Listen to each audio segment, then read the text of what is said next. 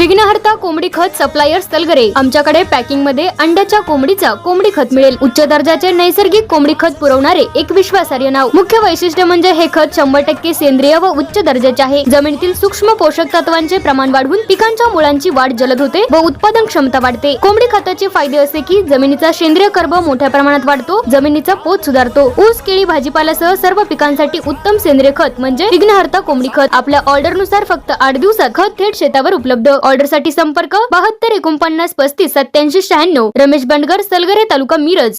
प्रत्येक बातमीतील घटनेच्या वास्तविकतेची तुलना थेट पाहत रहा चांगली अपडेट। एरंडोली जिल्हा परिषद गटातून भारतीय जनता पार्टीकडून जयश्रीताई तानाजी पाटील यांची उमेदवारी जाहीर झाल्यानंतर संपूर्ण मतदारसंघात सकारात्मक वातावरण निर्माण झाले असून गावोगावी होणाऱ्या बैठका आणि संपर्क दौऱ्यांमधून त्यांच्या पाठीशी ठामपणे उभे राहण्याचा विश्वास अधिक दृढ होताना दिसत आहे। भाजपने विकासाच्या मुद्द्यावर केलेले सातत्यपूर्ण राजकारण सध्या जयश्रीताई पाटील यांच्या उमेदवारीसाठी पोषक ठरत असल्याचे चित्र या भागात स्पष्टपणे पाहायला मिळत आहे। मिरज तालुक्याच्या पूर्व भागामध्ये आधीच विविध विकास कामांचा मोठा डोंगर उभा राहिलेला असून मागील कार्यकाळातही जयश्रीताई पाटील यांनी एरंडोली जिल्हा परिषद गटात कोट्यवधी रुपयांची विकास कामे मार्गी लावली आहेत।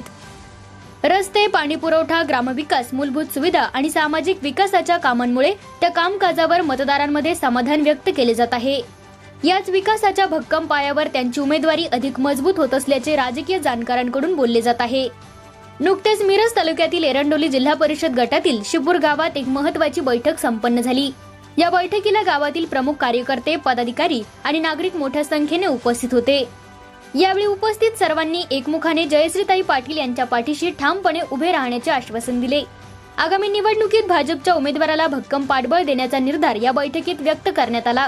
या बैठकीत बोलताना राजू माने यांनी स्पष्ट शब्दात आपली भूमिका मांडली। ते म्हणाले की पक्षाने जो उमेदवार दिला आहे तो आम्हाला मान्य आहे। कोणी काहीही अपप्रचार किंवा दिशाभूल करण्याचा प्रयत्न केला तरी त्यावर विश्वास न ठेवता तानाजी पाटील आणि जयश्रीताई तानाजीराव पाटील यांच्या पाठीशी आपण ठामपणे उभे राहणार आहोत। पक्षाच्या निर्णयाशी एकनिष्ठ राहून विकासाच्या मुद्द्यावरच ही लढाई लढली जाईल असा विश्वास त्यांनी व्यक्त केला।